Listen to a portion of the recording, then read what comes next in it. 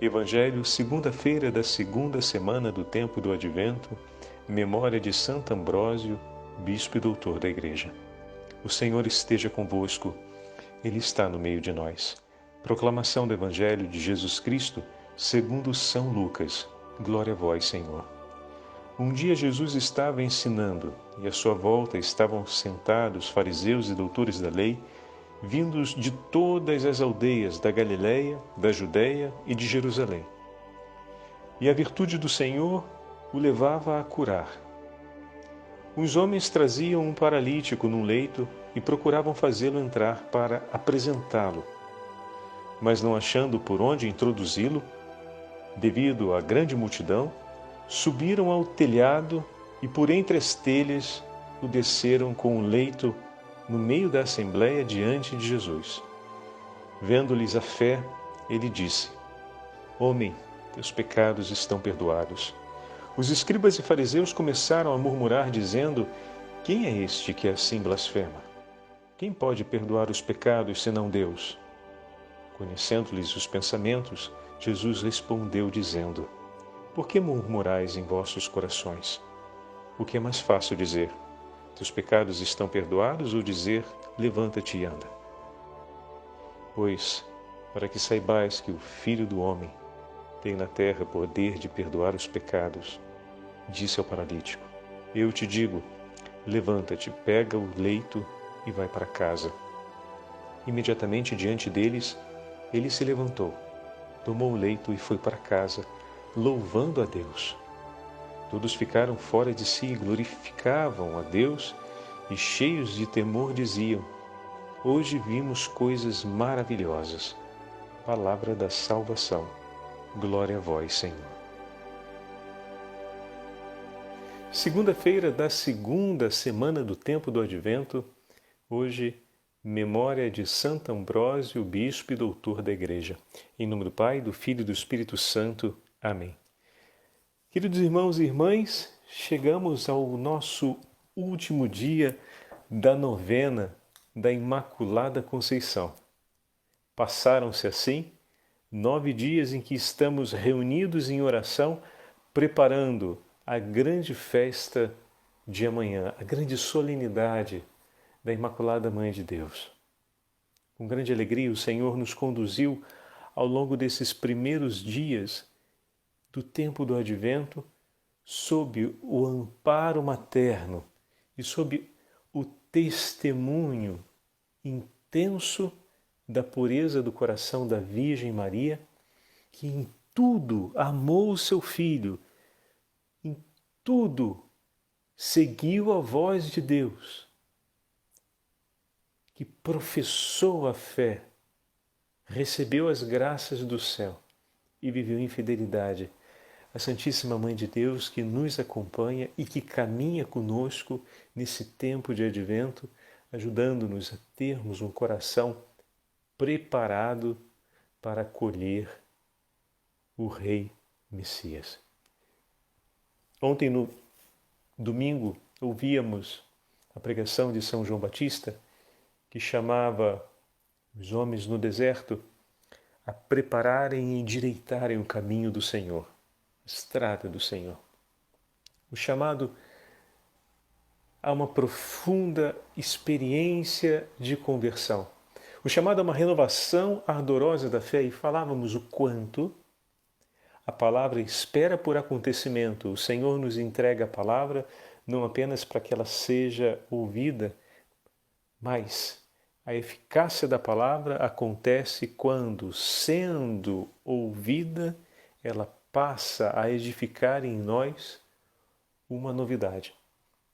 O cristão é aquele chamado a abrir os ouvidos para acolher o Evangelho e fazer com que o Evangelho se torne a sua escolha e, a partir daí, empenha toda a sua vida sobre aquela boa nova que lhe foi entregue.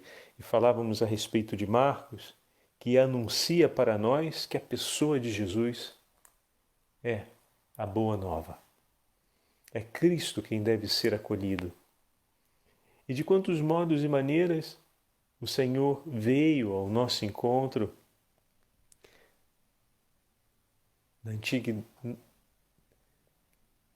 Na antiguidade, no tempo de Israel, através dos profetas, o Senhor vinha ao encontro do povo, chamando-os a retomar o caminho, chamando-os à conversão, chamando-os a admitir um modo de vida novo, à luz dos mandamentos do Senhor. E quantas pessoas não cumpriram, por assim dizer, meus irmãos, esse papel profético em nosso favor? Quantas foram as pessoas que não nos chamaram? Outra vez, como João Batista chamava todo o povo para junto do Rio Jordão, para viver essa experiência de arrepender-se dos próprios pecados, confessar os próprios pecados, acolher outra vez a lei do Senhor e dispor-se de todo o coração, recebendo ali o batismo, para dispor-se de todo o coração a viver aquilo que o Senhor lhes pedia. E foram centenas e centenas de discípulos, diz o texto, de homens e mulheres que se dirigiam até o Jordão para ouvir as palavras de João e para assumir outra vez para si a lei do Senhor, o mandamento do Senhor, e dessa forma viver segundo o coração de Deus, esperando que o Senhor realizasse solenemente a sua promessa, que nós ouvimos na primeira leitura de ontem e que acontece com a encarnação do Verbo.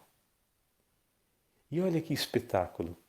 Eu pensava durante o dia de ontem a respeito dessa imagem de João Batista e por isso falo agora na meditação sobre esse elemento. Quantas pessoas não cumpriram na nossa vida o papel de João Batista? Ou seja, nos chamaram uma e outra vez a um caminho de conversão, a um caminho de mudança. Talvez um sacerdote, talvez um familiar, talvez um amigo de trabalho, talvez um antigo amigo de paróquia, talvez uma pessoa até desconhecida que no momento difícil da nossa vida se colocou do nosso lado e disse: não seria a hora de recomeçar a sua relação com Deus mais de pertinho? Vem participar do terço com a gente. Temos um grupo que se reúne para rezar o terço toda terça-feira. Vem participar conosco. Ou então, vem participar conosco do grupo de oração. Temos um grupo que se reúne para meditar a palavra de Deus e para orar pedindo o Espírito Santo por nós, pelas nossas famílias, pela nossa vida cotidiana. Ou de tantos outros modos, recebemos a visita daqueles que nos ajudaram a preparar o caminho. Nos ajudaram a endireitar a estrada, a professar outra vez a nossa fé, confessar os nossos pecados, recebermos mais uma vez, sermos alcançados, melhor dizendo, mais uma vez pela misericórdia e pelo perdão do Senhor. E a partir daí começamos a viver essa palavra, essa presença do Senhor, porque já como cristãos fomos levados à graça do sacramento e guiados pelo Espírito Santo, tanto aqueles que vieram até nós, como o nosso próprio coração, ainda que as apalpadelas, tentando dar certo nessa vida, o Senhor com misericórdia aproximou de nós, nossos irmãos que cumpriram o papel de João Batista em nosso favor, nos chamando outra vez para os mandamentos do Senhor, ou seja, outra vez para o Evangelho. Não apenas os mandamentos da antiga aliança, mas para a vida evangélica, para colocar em prática o ensinamento do Senhor, para que nós pudéssemos renovar o nosso compromisso de amarmos uns aos outros como o Senhor nos tem amado e de sermos santos como nosso Pai é santo, nosso Pai do céu é santo. E essas pessoas nos introduziram também nessa vida no Evangelho, ou então foram talvez outras, porque o Senhor, na sua abundância e misericórdia, aproxima o coração de seus amigos. E aqueles que o amam, Ele envia pelo mundo para fazer mais amigos de Deus. Tenha isso sempre vivo com você. Quanto mais você amar e estreitar um laço de amor com o Senhor, mas Ele vai te enviar pelo mundo para fazer novos amigos, para trazer mais corações para essa mesma aliança de amor.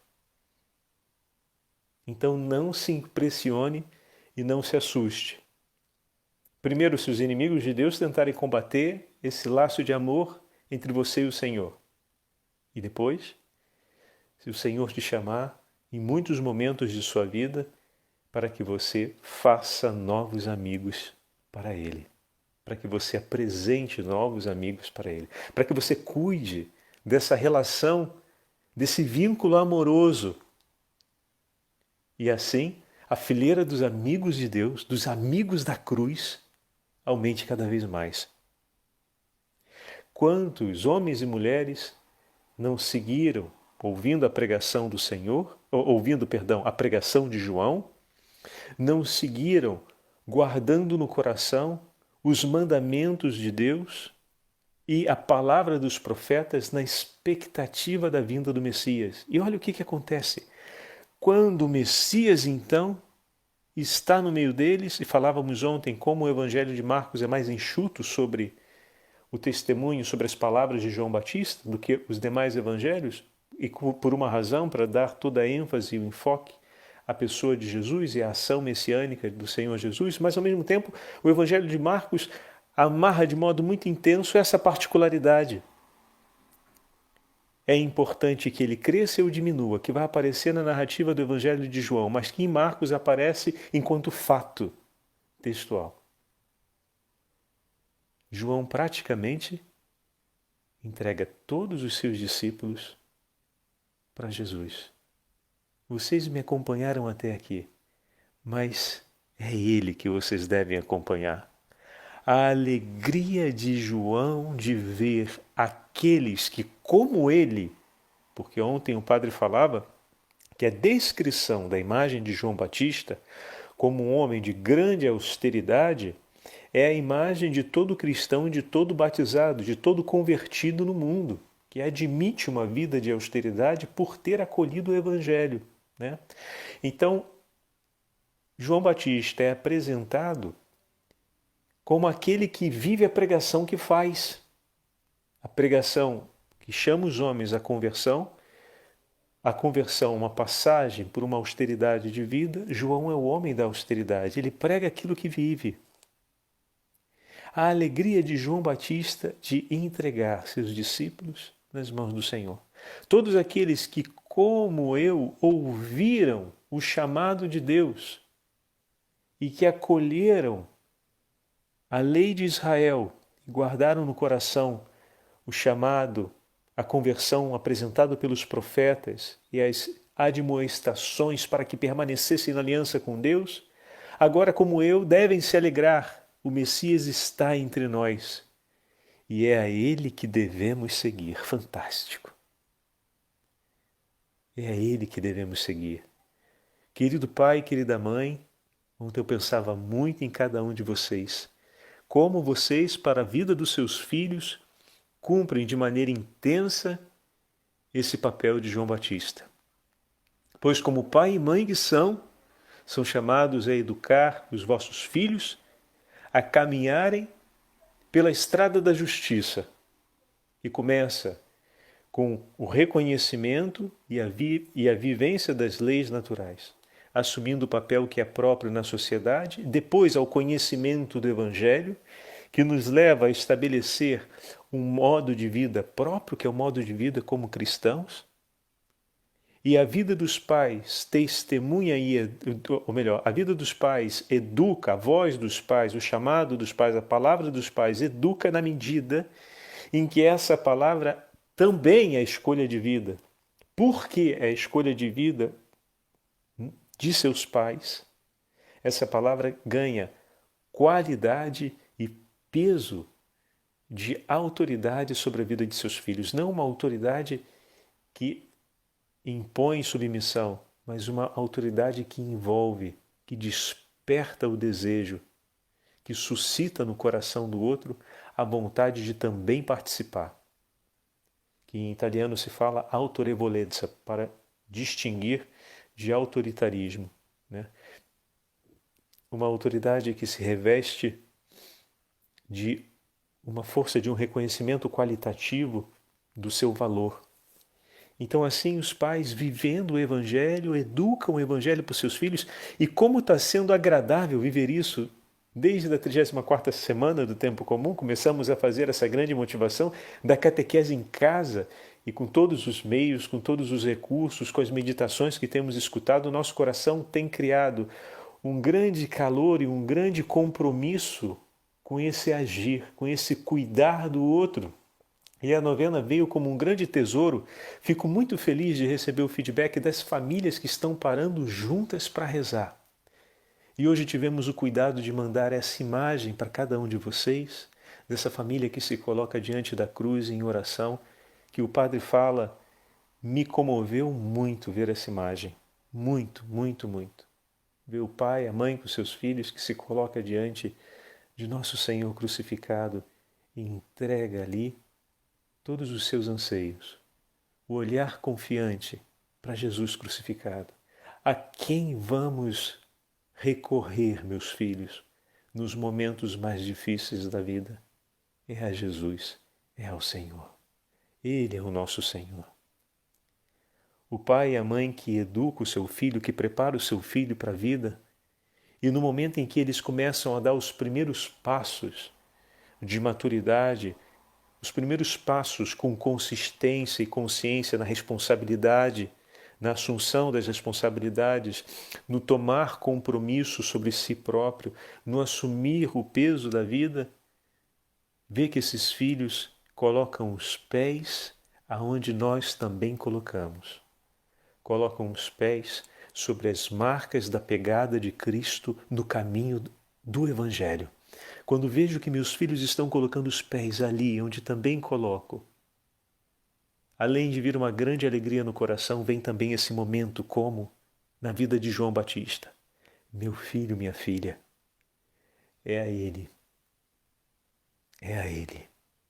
que você deve seguir. É em seus passos, seguindo os seus passos, que está o caminho da salvação. É colocando os seus pés no seguimento de Jesus que você vai encontrar a paz. Toda a vida do papai, toda a vida da mamãe foi uma entrega para que você conhecesse esse grande tesouro que no dia do teu batismo, com tanta alegria no coração, pedimos à Santa Igreja que fosse entregue por ti. E depois empenhamos a nossa vida amando você à luz desse Evangelho, que é o amor último de nossa vida, e que agora é o momento em que você, assumindo compromisso e assumindo força como homem e mulher que se tornou, sobre a própria vida e sobre a sua própria história, vemos que você tem escolhido também viver o Evangelho, que é a alegria da nossa vida. Agora é importante que Cristo cresça em você. E o nosso sorriso e a nossa alegria será estar ao seu lado. Não caminhamos mais apenas à frente, mostrando o caminho para você. Você já está junto de Jesus. E nós caminhamos agora lado a lado, atrás do nosso Senhor. Somos um só rebanho. E como é bom, meu filho, minha filha, saber que você agora está conosco e senti-lo ao nosso lado. Vai, segue o Senhor, trilha seus caminhos, segue seus passos, pois ali está a vida. E fazendo isso, o nosso amor será eterno e nada nos separará, porque estamos unidos em Deus. Meu pai, minha mãe, que você que me escuta, meu irmão, minha irmã, que seja uma grande graça na vida de vocês, uma ocasião de uma conversa nesse nível com os vossos filhos. Nos comove pensar essas coisas. Comove mais ainda quando temos a chance de celebrar essas coisas.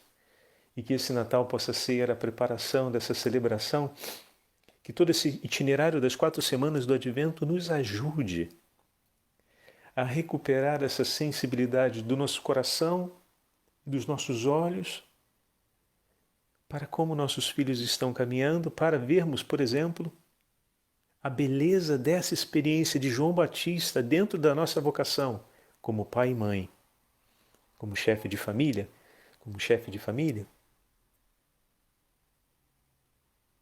e poder dividirmos com os nossos filhos no dia do Natal não apenas mais uma festa, por assim dizer, da memória do nascimento de Jesus, mas em que momento estamos? Poder sentar com teu filho, com a tua filha, na noite de Natal e falar sobre isso, falar da beleza com a qual os seus olhos se iluminam quando, olhando para a vida do seu filho e da sua filha, você vê que ele está escolhendo Jesus e está vivendo o Evangelho, está procurando viver isso na escola, no relacionamento com seus amigos. Ele está procurando viver isso com a família, na forma como ele está lidando com o irmão mais novo no momento difícil, nesse tempo difícil que o irmão mais novo está passando.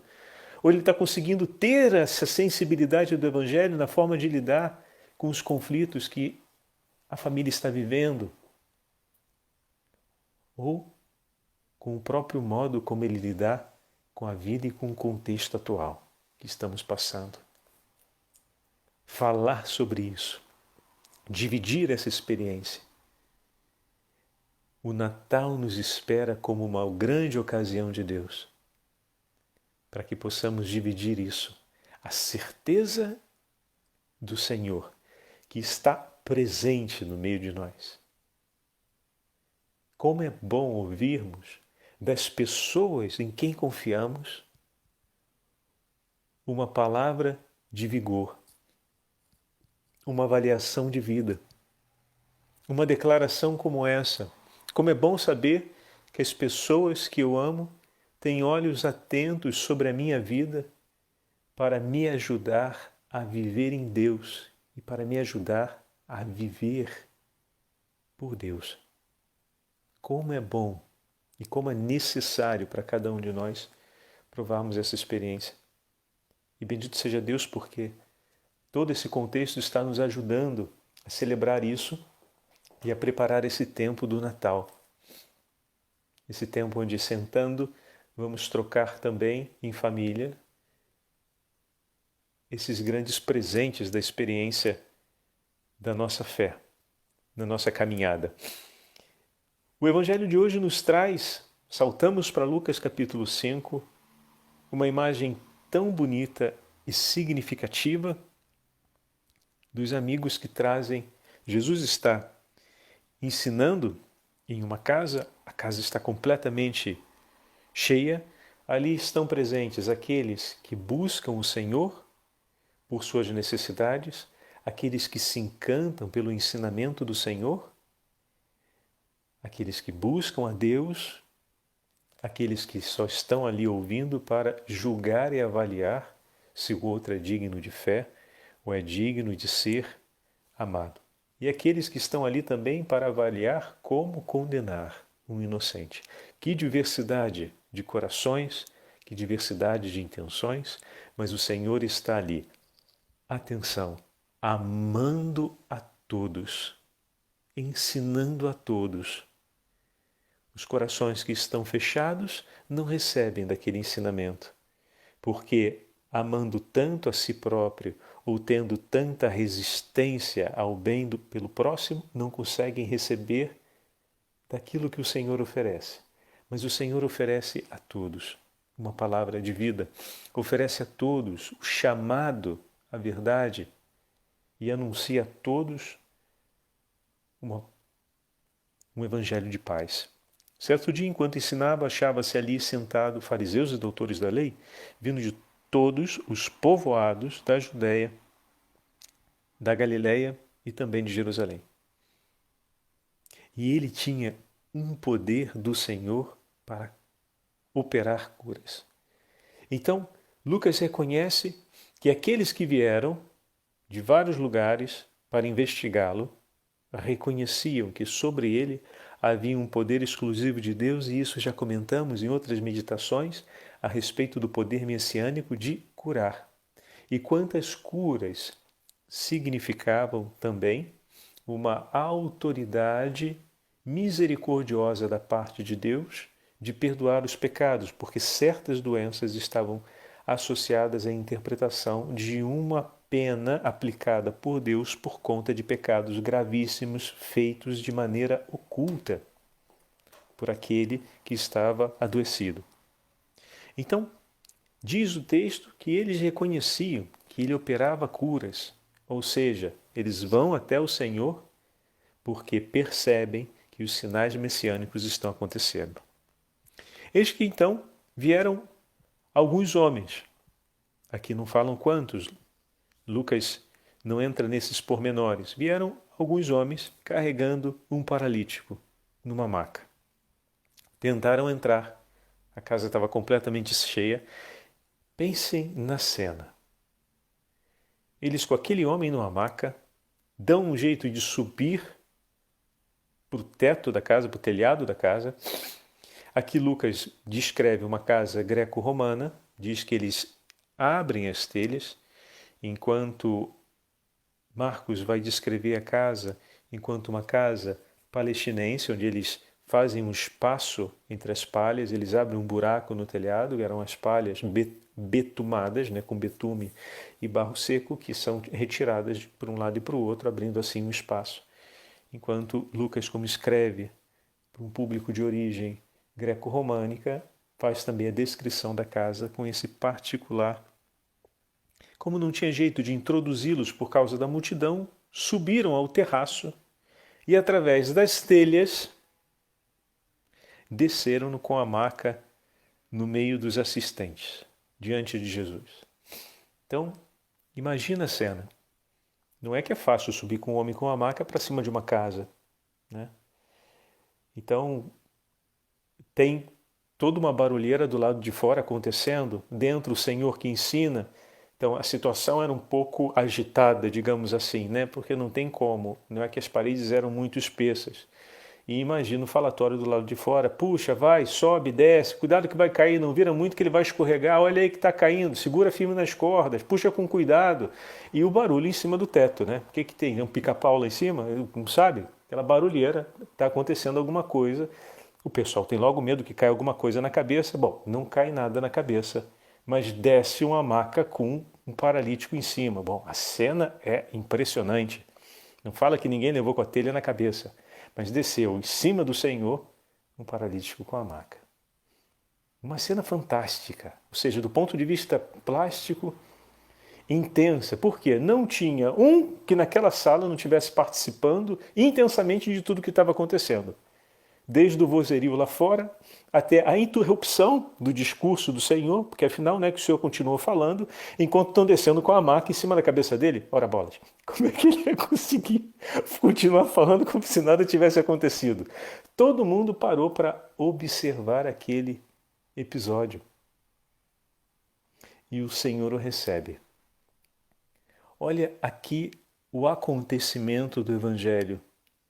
O Senhor que está ali e vem, é o Verbo de Deus encarnado que está no meio de nós, é o Senhor que procura abrigo nos corações, que bate de porta em porta, que veio para as ovelhas perdidas da casa de Israel, como ontem disse o texto do profeta Isaías, ele mesmo que veio apacentar o seu rebanho para o seu discurso e acolhe aquele homem que lhe é apresentado. Jesus é completo acolhimento amoroso.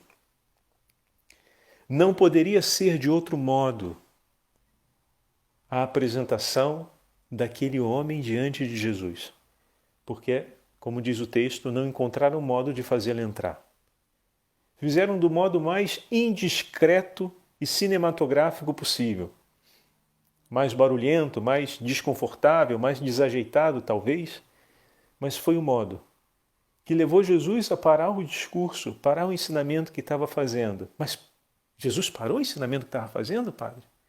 Não, na verdade Jesus continuou. Porque o Senhor veio anunciar a boa nova. Deus nos perdoa. Deus nos ama e nos perdoa por nossos pecados e nos chama mais uma vez: arrependei-vos. Eu vos dou o meu Filho muito amado. Escutai-o, pois nele eu coloco todo o meu apreço e todo o meu amor. Escutai-o. E o Filho do Deus vivo estava ali ensinando o seu povo, quando de repente acontece tudo isso, ele entrega esse homem. E o olhar do Deus amoroso e misericordioso que pousou sobre a viúva, que chorava ao lado do caixão de seu filho, que acolheu Jairo, que se lançou aos seus pés e suplicou por sua filha, que percebeu a mulher que sofria de hemorragia, que toca a barra de seu manto em meio a uma multidão que lhe apertava, que ouviu a súplica de Bartimeu enquanto caminhava na estrada, esse Senhor, que ali ensinava a boa nova do reino, ergue seus olhos e recebe aquele que lhe é apresentado por seus amigos.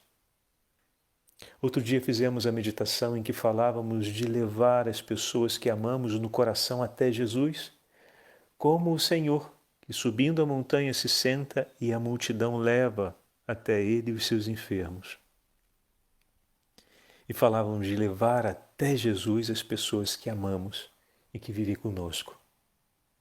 Ali naquele momento, Jesus mais uma vez, o Filho de Deus mais uma vez, ergue os seus olhos e recebe aquele que é amado por seus amigos, é apresentado diante de Jesus. Eis aqui o Deus que nos acolhe, o Senhor que é bondoso, que veio para carregar no colo a ovelha ferida. E descido diante de Jesus e colocado diante de Jesus, imediatamente a primeira coisa que o Senhor faz é, escreve Lucas no versículo 20, vendo-lhes a fé, disse. Jesus recolhe o ato de fé.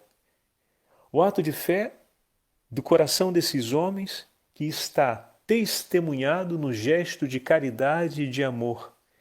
Prendem sobre si, talvez, o desagrado e o desconforto de toda a multidão que, importunada com os barulhos externos, com o teto que se abre, com a cena do homem que desce na maca, talvez sobre eles não demonstrasse muita estima. Mas apesar disso, apesar de talvez terem sofrido certas hostilidades por estarem sendo inconvenientes no modo de proceder, permaneceram ali e foram até o fim, não abriram mão de poder oferecer por seu amigo o ato de caridade maior, levá-lo até os pés de Jesus. Oh, meu irmão, minha irmã, como isso nos fala. Amamos ao ponto de não abrirmos mão, mesmo que o mundo se levante contra nós, mas não abrirmos mão de levar as pessoas que amamos até Jesus.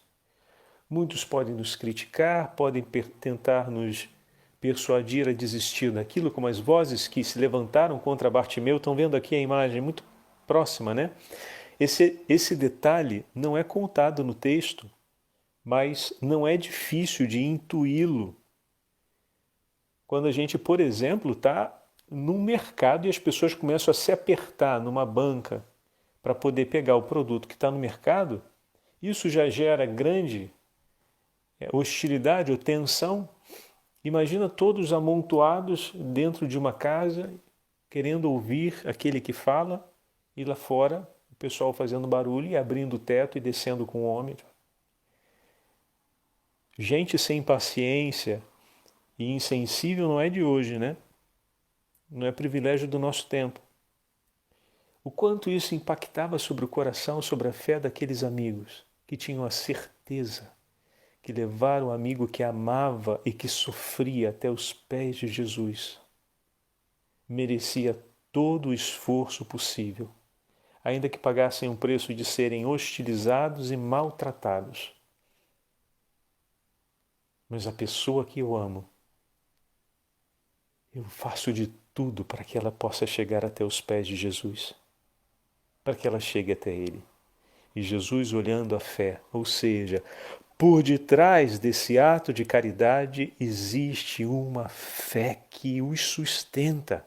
A caridade cristã não permanece, não suporta os intempéries da vida se não for sustentada pela fé. Aliás, não existe caridade legitimamente cristã que não seja a expressão de uma fé celebrada, declarada, assumida, colocada em prática. E o Senhor diz, vendo-lhes a fé, homem, teus pecados estão perdoados. Fantástico. Nós podemos pensar de uma maneira limitada que eles levaram ali para ver o amigo curado, mas não se esqueça, na compreensão de Israel, as duas coisas vão juntas. Ao ouvir a declaração de que os pecados estão perdoados, eles estão ouvindo a proclamação clara de que ali está o próprio Deus. E eles levaram o seu amigo até os pés de Jesus para que pudesse ser curado. E sendo curado, como o padre falou já em outro momento, seria declarado também o perdão de Deus em relação às suas faltas.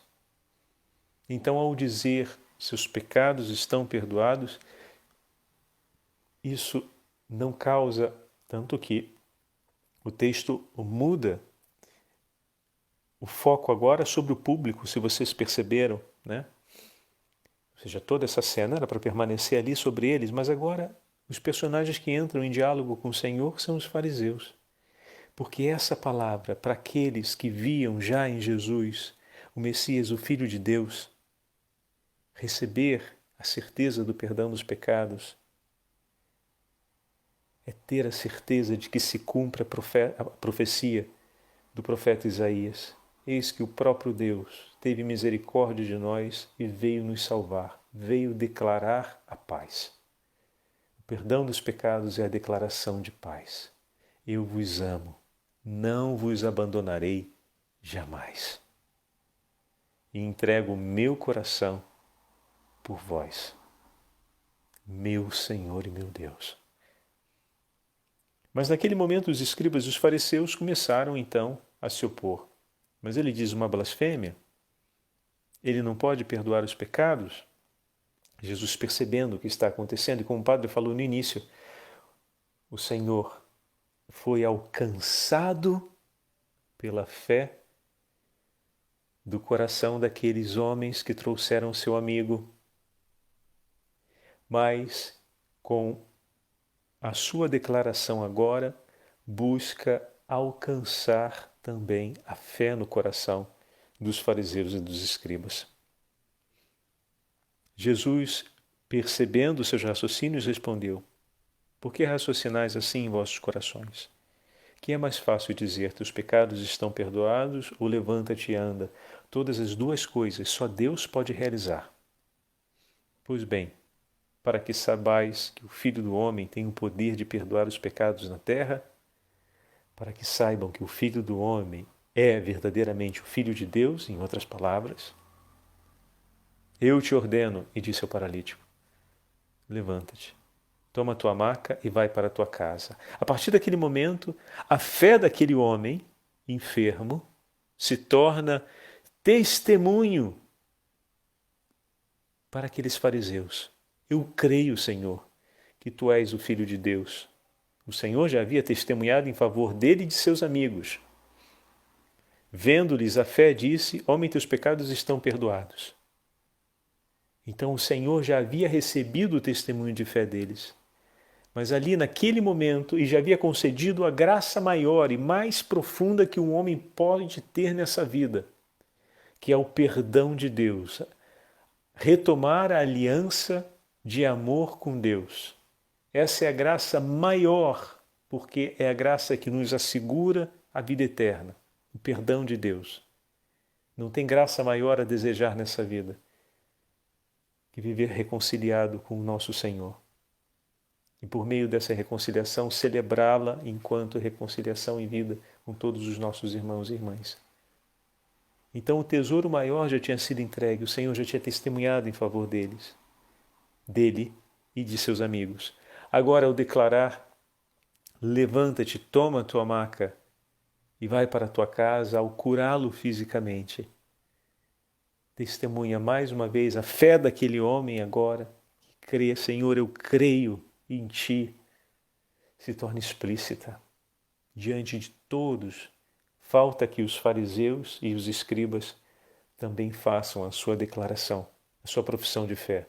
Meu Senhor e meu Deus. E levantando, tomou a sua maca e foi para casa. E glorificava a Deus. Que espetáculo. Até abriu espaço, né? Ou seja, ele não saiu pelo teto, por favor, né? Ele não pegou na corda e foi subindo. Ele saiu até abriu espaço, porque foi algo fantástico. Não tinha espaço para entrar, mas para sair apareceu o espaço. Imagina, não é sem razão que Lucas, no versículo 26, diz que o espanto apoderou-se de todos, que glorificavam a Deus e ficavam ao mesmo tempo cheios de medo. Por que o medo?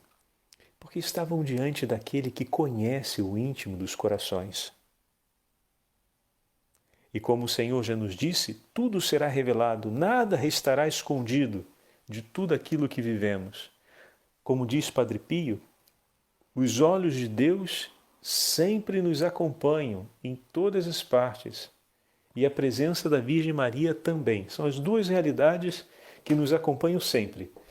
Vou pegar aqui a frase que está, eu tenho ela na minha cabeceira. Duas coisas no mundo não nos abandonam jamais: os olhos de Deus que sempre te vê e o coração de mãe da Virgem Maria que sempre te segue e protege. Essa é uma frase de Padre Pio. É a grande verdade. E não temos o que temer diante dele, se o Senhor tudo vê. Façamos como o publicano. Andemos diante dele, e aqui se retoma o chamado ao sacramento da reconciliação, batendo no peito e dizendo: Senhor, pequei contra ti e venho aqui te entregar o meu coração. Eu te entrego, Senhor, toda a minha vida, toda a minha história, quero ser teu e tudo em mim deve ser teu. Não deve haver nada escondido. A multidão se espantava e o temor se apoderava deles porque o Senhor pode ver as faltas que estão no nosso coração. Sim, Ele pode ver. E Ele vê com os olhos cheios de lágrimas, desejando que você venha até Ele e diga: cura-me, Jesus. Perdoa-me, Senhor. Eu venho aqui para depositar essa minha paralisia em seus pés, pois eu confio em Ti. O coração de Deus, meus irmãos, está aberto por nós. A misericórdia de Deus nos foi oferecida. Corramos e entreguemos o nosso coração, como Santo Ambrósio anunciava em seus sermões, que envolveram tão intensamente Santo Agostinho durante o seu caminho de conversão, que chamou à penitência publicamente o imperador Teodósio pela barbárie que fez contra o povo de Tessalônica em um ato de fúria, de desequilíbrio de sua parte, e que o levou à penitência pública. O imperador caiu em si diante das palavras de Santo Ambrósio e se submeteu à penitência, expondo o peso de ter ofendido a Deus no modo como agiu. Belíssimo!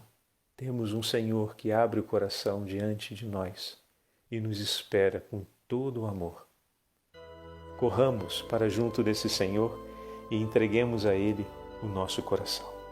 O Senhor esteja convosco, Ele está no meio de nós. Pela intercessão de Santo Ambrósio e da Santíssima Mãe de Deus, abençoe-vos o Deus Todo-Poderoso, Pai, Filho e Espírito Santo. Amém.